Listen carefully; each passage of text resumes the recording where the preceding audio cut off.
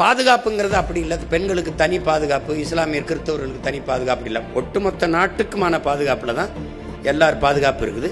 அதில் இந்த ஒழுங்கு கல்வியிலிருந்து கற்பிக்கப்படணும்னு நான் நினைக்கிறேன். இந்த சமூக ஒழுங்கு இங்கே கல்வி அறிவை ஒழுக்கத்தை போதிக்காத கல்வியாக மாறிடுச்சு. வியாபாரம் இதை படித்தா அந்த வேலைக்கு போகணும், அதிலிருந்து கொண்டு வரதான் நிலையான தீர்வாக இருக்கும். நம்ம வரும்போது அதை கடுமையாக அதை கண்காணித்து ஒழிப்பேன். அது சீருடை அணியாத காவலர்களை நான் உள்ளே விடுவேன். அதுக்கு உடல் தகுதியோ இதெல்லாம் பார்க்க மாட்டேன். அவங்க நீ இவரெல்லாம் காவல்துறையாக இருப்பாருன்னு நீங்கள் கணிக்க முடியாது. உங்கள் பக்கத்தில் உட்காந்துருப்பாரு, நீங்கள் எதாவதுன்னா டக்குன்னு வாங்க அப்படின்னு கூப்பிடுவாப்ல. நீங்கள் வாங்கங்க அப்படின்னு அங்கே சுற்றி 50 பேர் வந்துடுவான். உட்காருங்க வண்டியில் நின்றுவான். அப்புறமா தான் தெரியும் அவன் காவல்துறை காவலராக இருக்கான்னு.